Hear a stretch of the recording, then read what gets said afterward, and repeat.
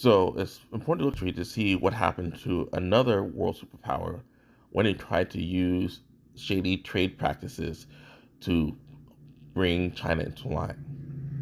History often remembers the British Empire as the dominant global superpower of the 19th century, ruling over vast territories and commanding the world's economy as they saw fit. But few realized that this mighty was nearly bankrupted, not by war, not by rebellion, but by China. I'll explain how China's economic strength at the time and the opium trade crisis brought the British Empire to the brink of financial collapse. So, first, we have to look at the trade deficit at the time. For centuries, China was the world's manufacturing superpower, producing luxury goods, silk, porcelain, and tea that were in high demand across Europe. And more importantly, they were only wanting silver in return. Britain was put in a tough position because they were not able to trade goods for goods. And this massive trade deficit led to a major outflow of silver from British coffers into China. By the early 1800s, wealth and its empire was at risk.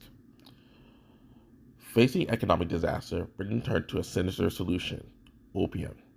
British traders, backed by their government, smuggled opium from India into China, creating a devastating addiction crisis, the first opioid crisis. Millions of Chinese were hooked, and silver began flowing back into British hands. But China fought back.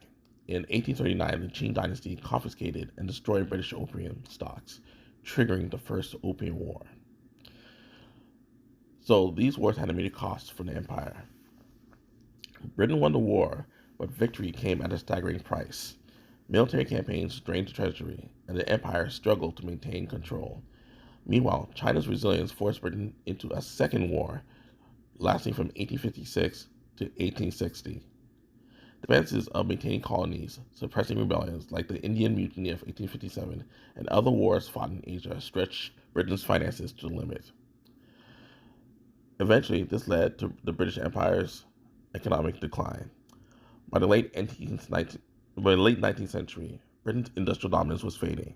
The US and Germany were rising as economic rivals, while China's resistance to colonial exploitation weakened Britain's grasp.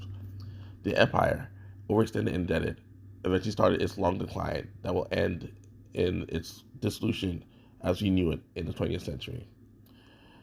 Britain's downfall wasn't just due to wars, or rebellions, but because of the major amount of money it spent at its peak trying to weaken the hold of the Chinese economy on the world economy. So it's important for us in the US to remember